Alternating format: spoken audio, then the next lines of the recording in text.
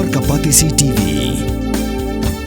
Admissions open for degree courses in St. Khasi College. Various VTC courses are offered along with majors in many subjects. Pay reasonable fees in installments. Meritorious students will be given fees concession.